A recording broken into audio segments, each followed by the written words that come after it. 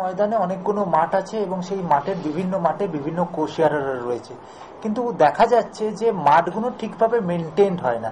এটা দু ধরনের দিক থেকে গাফিলতি। একটা হয়তো সমস্ত কোষিয়াররা যতটা সম্ভব মেনটেন করা দরকার সকলে সেইভাবে মেনটেন করেন না, এক।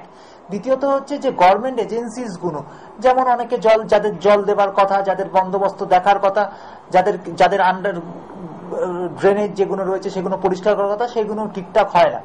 তো কলকাতা পুলিশের সাথে এই বিষয়টা নিয়ে বিস্তারিত আলোচনা হয়েছিল গত 12 তারিখে, এবং সেখান থেকে সিদ্ধান্ত হয়েছে যে কলকাতা পুলিশের পক্ষ থেকে সমস্ত মাঠের কোষিয়ারদের কাছে একটা সার্কুলার যাবে যে মাঠ যেন প্রপারলি মেনটেন হয়, এবং কলকাতা পুলিশের পক্ষ থেকে ওসি ময়দানকে নোডাল অফিসার করা হয়েছে।